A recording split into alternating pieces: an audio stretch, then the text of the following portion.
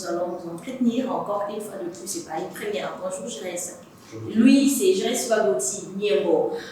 Il est analyste politique. Il défend la cause de la jeunesse. Il émerge au sein du parti ESECO, qui est évidemment connu au sein de la classe politique congolaise. C'est le parti cher à Messie Adam Congolais, connu sous le nom de Ensemble Changeons les Congos. Encore une fois, bonjour Jérès. Bonjour madame. Comment ça se passe? Ça va très bien. Le parti. Meilleur fait d'abord. Meilleur. Les partis.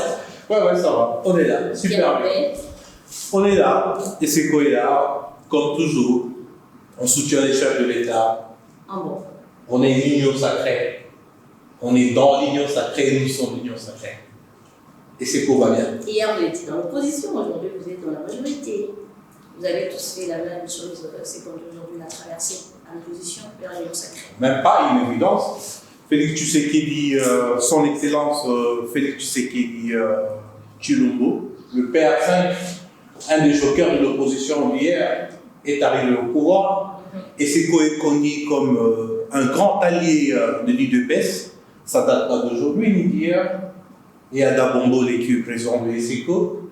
Voilà quoi de plus normal encore que nous soyons près du chef de l'État, qu'on soit dans sa cause. Parce qu'on a toujours été ensemble. C'est un grand partenaire pour ESECO. C'est un allié de l'État lié au pouvoir. On le soutient. Aujourd'hui, un bon nombre de gens, on peut parler, aujourd'hui 75% de la classe politique, c'est GEC au sein de l'Union sacrée. Quel crédit donnez-vous au sein de l'UNC? Est-ce que vous pensez qu'il y aura quelque chose de bon qui va sortir? On peut faire confiance à l'Union sacrée. Bien évidemment, parce que si je ne m'abuse, Madame Betty, vous conviendrez avec moi que Félix Tshisekedi n'a pas été élu sur base d'une bouteille, c'est sur base d'un programme de taille. Il a été candidat comme tous les autres, il a présenté son programme. Et en allant, parce que vous venez de citer les noms de l'INC, si je ne m'abuse pas, en allant avec l'INC, il n'y avait jamais eu de mise en commun de programme entre l'INC et l'UDPS pour construire ce qu'on appelle les caches. Et en allant même avec l'union INC, UDPS et les autres qu'on appelle les caches mariés au FCC, il n'y a pas eu de mise en commun. Donc le programme du chef de l'État, donc le programme de son excellence Félix Tshisekedi, dont il a été le programme qu'il a mis au pouvoir, si je peux dire, ces programmes-là n'ont jamais été d'exécution. Parce qu'il n'y a pas eu de mise en commun ni au niveau des caches, ni au niveau du FCC cache. Et aujourd'hui, l'union sacrée, c'est vouloir maintenant appuyer ces programmes, concrétiser ces programmes, le matérialiser. Donc, moi, à mon sens, je pense que ça va aller, parce qu'il a été élu sur base de ces programmes-là. Et il est temps, 2 ans après, parce que oui, on a constaté le quoi, il est temps que ces programmes soient matérialisés. Et surtout par un Premier ministre qui est sans sensibilité. Et non pas quelqu'un qui vient d'ailleurs, qui nous mettra encore le bâton dans le dos. Donc, si je dois répondre à votre question, l'union sacrée est une bonne chose, ça marchera. Qu'importe les gens qui viennent vers nous, mais ils viennent adhérer à un programme et non pas adhérer à un parti politique ou soit à une nouvelle plateforme. Voilà. De programmes, de promesses, des endurants, oui. Depuis son accession comme numéro 1 ici en RDC, comme le président de la République, des promesses non tenues jusqu'à-là. Oui. En tout cas, c'est là et c'est avéré, c'est comme ça, tu ne peux pas les changer, tu ne peux pas les nier. Aujourd'hui, donnons la chance à l'union sacrée, avec la jeunesse de l'ESECO. Aujourd'hui, on le sait tous. La jeunesse est souvent manipulée avec nos politiques. Tu penses que cette fois-ci, la donne va changer?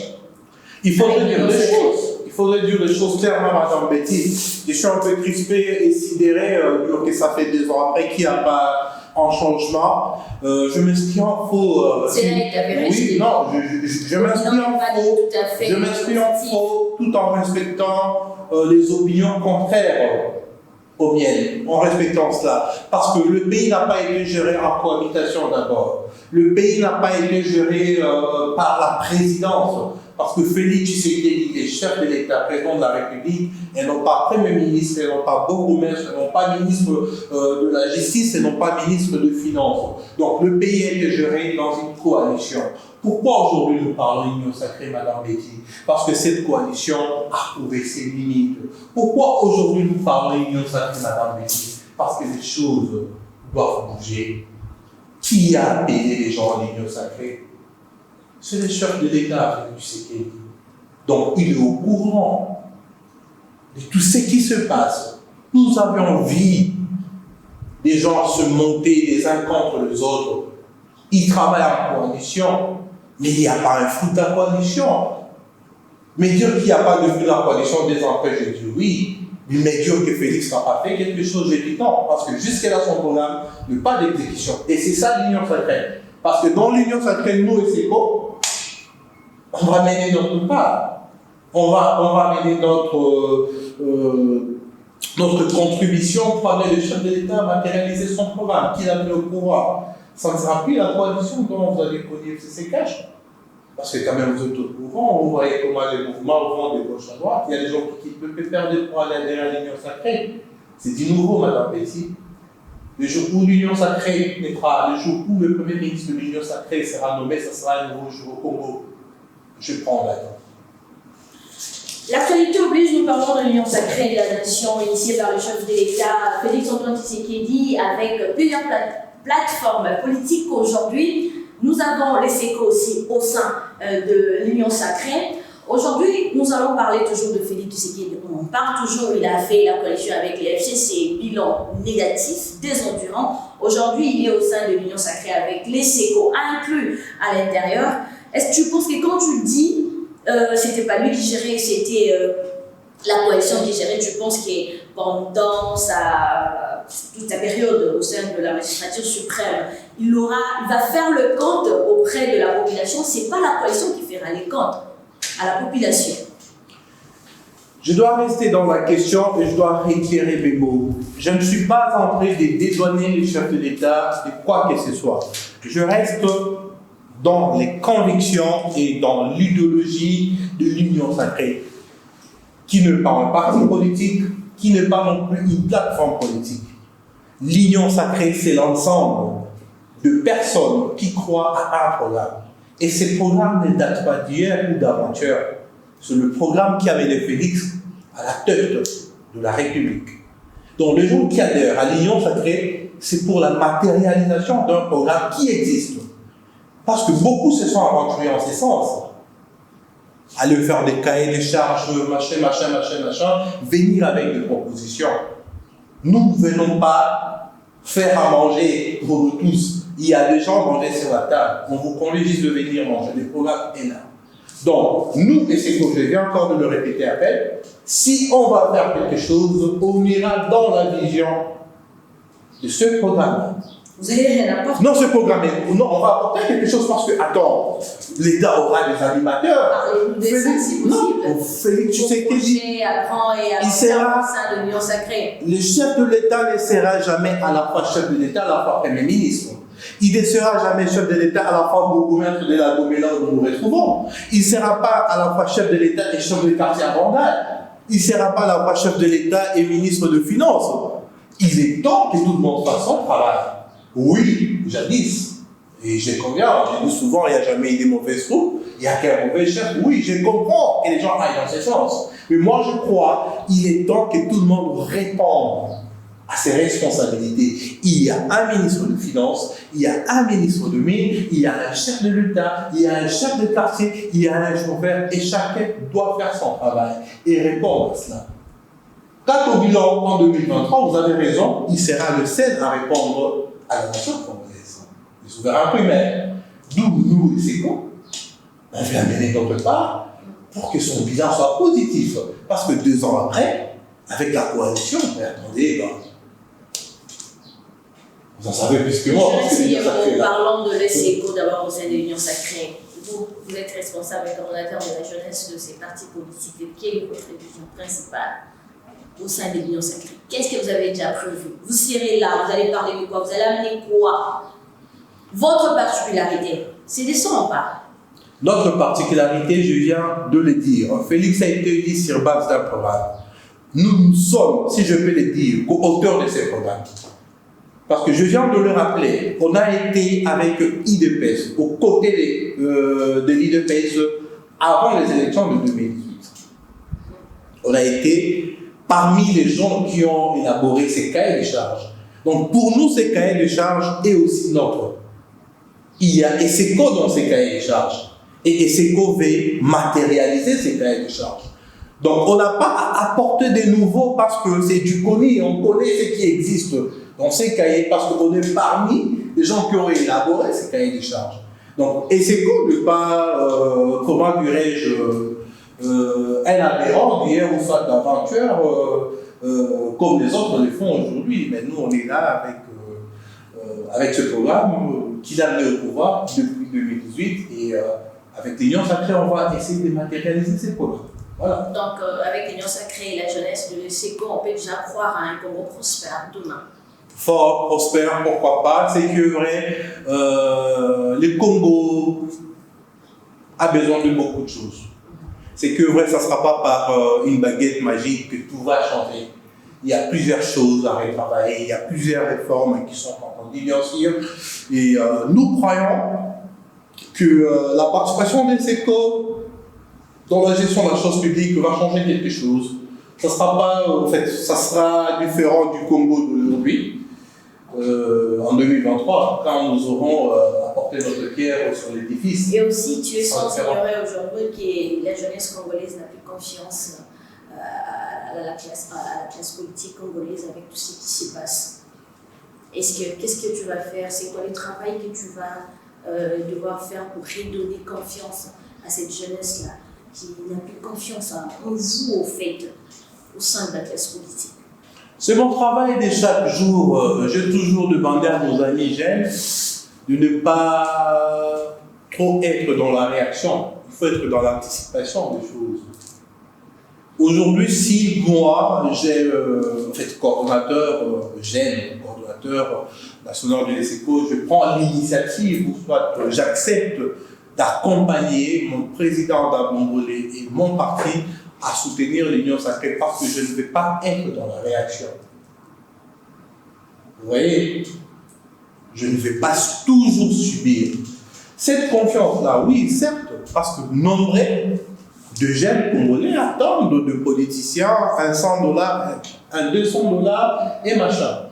Mais moi, je crois le chef de l'État, s'il nous suit, même différents partis politiques qui nous suivent, moi je crois qu'il est temps de prêcher le renouvellement de la classe politique congolaise. C'est une attente et un souhait de plus d'un Congolais. Ils attendent voir un nouveau souffle, de nouvelles têtes, de nouvelles personnes, de nouveaux animateurs. Et c'est un souhait de tout le monde, même nous au niveau de l'ESECO, on prêche toujours le renouvellement de la classe politique congolaise. Parce que c'est que vrai, bon, les habits, il y en a, il faudrait renouveler, et puis voilà. Parce que pour moi, je crois même pour un député, il faut qu'il y ait la limite de choses, qu'il y ait peut-être un mandat d'apprentissage, qui est son second mandat comme un mandat d'effectivité, et le troisième mandat, un mandat de transfert. Et après, il peut quitter la chambre basse, peut-être pour la chambre haute, le Sénat ou soit pour un ministère. Au moins 25 ans, 30 ans de carrière politique et passer à autre chose. Ne faisons pas de la politique un travail, un métier, ou soit une carrière. La politique, pour moi, je dis c'est un tremplin, c'est un moment de délégation. On te donne un pouvoir, tu es délégué à agir au nom de la population. Mais quand on cherche à en faire un métier, voilà, on finira par des déceptions, les jeunes sont déçus parce qu'il y aura ce qu'on appelle le chevrechutisme. La personne va vouloir toujours exister politiquement. Et c'est des courants que nous vivons. Si je dois me référer à votre question, me poser, tout le monde qui vient à l'Union Sacrée, parce que c'est vrai, il y a les chevrechutistes qui veulent exister, qui veulent demeurer, qui veulent protéger leur carrière politique parce que pour eux, en dehors de la politique, ils font rien. Et moi, j'ai un métier à part la politique. Donc, voilà. Parlons de l'ESECO, parlons de la vision de l'ESECO. Maintenant, vous avez lancé une campagne déjà, aucune avenir sans l'ESECO. Oui. Vous étiez à Lubumbashi et à Goma. Oui. Quelles sont d'autres provinces que vous comptez encore une fois de plus lancer la campagne Aucune avenir sans l'ESECO? C'est quoi le but? Comme tout parti politique, parce qu'un parti politique qui a vision de demeurer à Kinshasa, je ne connais pas au Congo. L'objectif de tous ces partis politiques du Congo, c'est s'installer partout sur le territoire national. Et c'est quoi, c'est ça d'une manière progressive. Il y a eu une certaine léthargie avant notre arrivée, parce que ça se vrai, avant notre arrivée. Aujourd'hui, le président d'Abombo, et dont je félicite, et qui je salue les lois,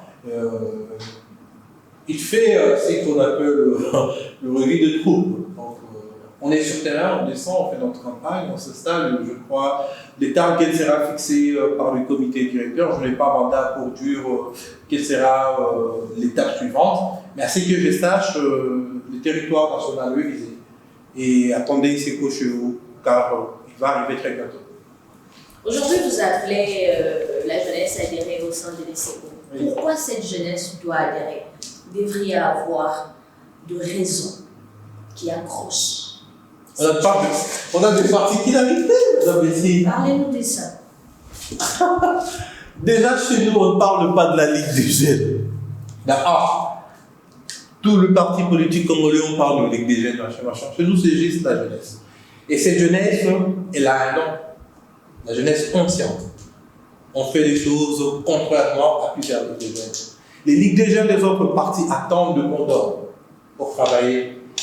Notre jeunesse, passer nous visiter, nous avons un cahier des charges déposé au niveau du parti. Donc le parti a son cahier des charges, mais la Ligue des jeunes a un cahier des charges déposé au niveau du parti. Nous ne sommes pas, comme je viens de le dire, dans la réaction, nous sommes dans l'anticipation. Si je dois les dire dans le terme simple, nous sommes associés à la prise des décisions. La preuve en est que vous connaissez notre secrétaire général. C'est Angèle, maître Chris Ibéo. Que je salue déjà. Angèle. Moi, qui suis-je? Je suis Angèle. J'ai la barbe blanche, bien sûr. Écoutez, je ne suis pas de la série, c'est je suis Angèle. Et nous tous, nous avons le métier, on travaille. La jeunesse qui attend du leader l'argent. La jeunesse qui attend du leader l'argent du loyer. Cette jeunesse-là qui attend tout de. Attends. Posez-vous des questions. Quand est-ce que cette jeunesse-là fera quelque chose? Elle ne fera rien du tout. L'autre fois, rappelez-vous, dans une émission qu'on a tournée avec vous, avec M. Tété, je vous ai dit, la jeunesse congolaise, elle est pauvre.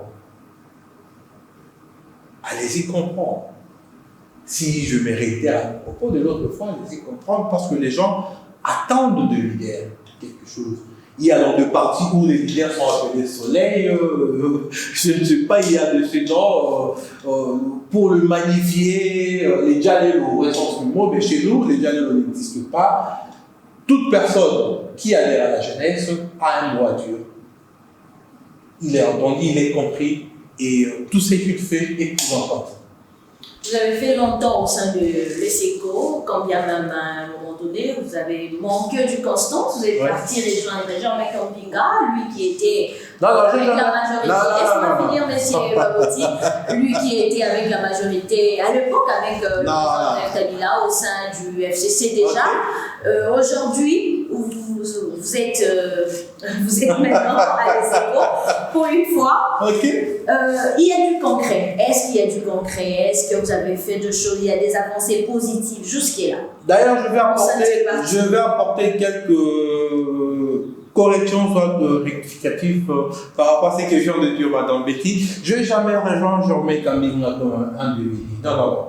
Vous allez vous souvenir en 2018, avec la loi électorale pour aller aux élections, il fallait s'inscrire dans la liste d'une plateforme électorale. Et à cette époque, c'était la création du centre. J'avais adhéré au centre comme membre du centre. Et ça, tout le monde le sait. Le pasteur Moïmou Lunda, bon, malheureusement, je viens de lire un article qui a été condamné. Mais si tel n'est pas le cas, le pasteur Moïmou Lunda peut témoigner ce que je suis en train de dire. J'ai adhéré au centre avant que les centres ne rejoignent le FCC. J'ai adhéré au centre, supposons, un lundi, et le vendredi de la même semaine, les centres adhèrent au FCC. Donc voilà la réalité des choses. Je n'ai jamais rejoint Jean-Marc Campinga comme un dit. J'avais rejoint l'idéologie centriste. à cette époque-là. Mais je suis resté fils de SECO. L'entretien touche déjà à sa fin. Nous parlons maintenant aussi, encore une fois, de l'ISECO. Qu'est-ce que vous comptez faire? Quels sont vos projets à court ou à long terme au sein de la classe politique? Et parlez-nous aussi au nom de notre président Nambo, de fois qui s'est fait rare. Pourquoi? C'est quoi son projet? Contrairement à d'autres présidents d'autres partis politiques. Oui. Ben, la vision de la jeunesse SECO, elle est connue. On est en pleine campagne qui n'a fini sans SECO au niveau de la République. La vision du parti aussi est très connue, vulgarisée d'ailleurs, via nos différentes adresses.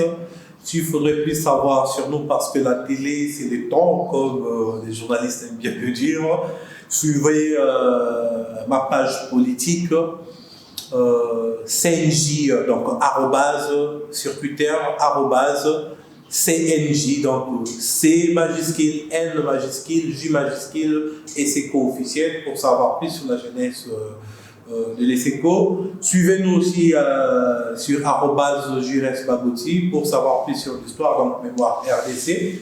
Concernant la question sur le président Adam Mbolé est très abordable. Non, il se fait pas rare, mais moi je crois, la meilleure aussi en politique, c'est de ne pas tout commenter. C'est aussi la politique. Le silence. Un peu son système de jeu. Non, c'est pas son système de jeu parce que M. Bombolé, il est connu. C'est pas moi, je reste de le présenter aujourd'hui, c'est un homme de terrain. Il a donné à un parti dont j'étais l'éno, la ville de Kinshasa à cette époque-là. Et il devrait même à cette époque-là gouverner la ville parce que c'est un homme de terrain fréquentable qui était tout le temps au Kaluka. À Tchangou, partout, mais il y a eu un moment, il a fait son break politique, il voit les choses autrement. Et c'est quelqu'un qui a compris qu'il faut de la relève en politique. Il nous laisse aussi de la place, parce que c'est très important. Parce que vous nous demandez à la fois les renouvellements de la classe politique congolaise, et tandis que vous voulez revoir encore les grands caïbas toujours revenir sur vos plateaux. Il est abordable, si vous voulez une interview avec lui, je vous l'accorde en 48 heures. D'accord. Voilà, cette jeunesse qui vous suit maintenant là, ils veulent, ils comptent, ils pensent adhérer au sein de l'ESECO. Un appel, un message. Tu peux aussi approcher cette jeunesse. Pourquoi moi, je dois adhérer au sein de l'ESECO? ESECO, c'est un parti qui donne aux jeunes l'opportunité dans la prise de décision. Les grandes décisions d'abord au niveau du parti. Notre président, c'est un démocrate et fervent défenseur des droits de l'homme. Nabengi Bino, Boya Ebele, Koko dans la carte parti à ESECO, parce que Bilenge na ESECO, Bazaka Batoba Kozela Rate, Baïb Sabango Sala Boye, Sala Songolo Topakala. Bilenge, Baza associé. Na tango nyoso likamwa malonga il faut ça na parti ba osenga pe Bilenge ba pesa oya bango avis ceux qui tombent en bon en français. Pourquoi Dieu a nini mutakia kwetu kwa ESECO kijana vijana sio watu wanasubiri tu waambie nani ya chama ifo kufanya kitu fulani na maraba waenda kufanya. Non, kwetu kwa ESECO mtu yoyote iko na neno ya kusema na kitu atasema chama itamsikia, itakamata ile kitu en considération na saa ya kukamata ma décision yote ya kweli kweli ya kafukafu ya parti. Kila mtu kitu kilisema utaona kitu fulani bali retenir na kwetu vijana sio watu wa kuchunga mwende mkafanye fujo mwende mkachome mkalunguze. No, vijana niko na kazi wapasha wasaidia giza kupata kazi na mfanye maisha yenu mzuri juu ya Kongo. Donc voilà pourquoi il faut que tout ça. Merci, j'étais avec Jires Bagoti Niembo qui est analyste politique aussi coordinateur de la jeunesse de l'ESECO. Betty Kimwa, c'est moi. Merci de nous avoir suivis.